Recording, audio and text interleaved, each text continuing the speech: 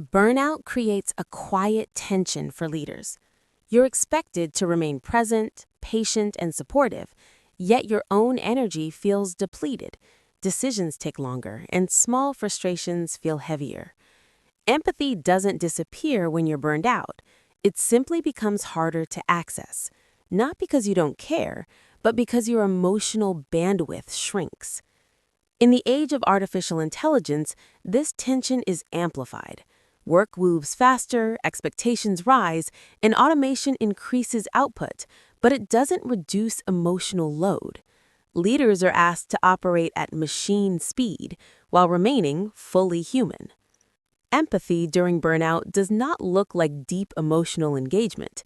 It looks like restraint. It looks like pausing before responding instead of reacting. It looks like choosing not to rush someone even when you feel behind. It looks like acknowledging uncertainty instead of forcing confidence. These small acts matter more than grand gestures. Leading with empathy while burned out does not require perfection. It requires honesty about your limits. It's about recognizing that your capacity is not infinite and that showing up human is more important than showing up flawless. You don't need to fix everything. Sometimes empathy means choosing not to correct, not to interrupt, and not to push for immediate resolution. Giving someone space to fully express their perspective, even briefly, restores dignity and strengthens psychological safety. Empathy also shows up in restraint. When leaders admit their own exhaustion, they're often more compassionate, not less. They stop pretending and they listen more carefully because they know what it feels like to struggle silently. Burnout is not a leadership failure.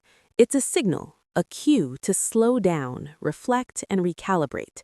How leaders respond to that signal, in themselves and in others, shapes trust far more than flawless performance ever could. Empathy is not about giving more when you have nothing left to give.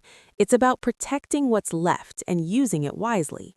When a leader listens fully, pauses before answering, and stays present even when tired, that is leadership at its most responsible. If you found this perspective meaningful, like and subscribe for more insights on leadership, burnout, and human work in the age of AI.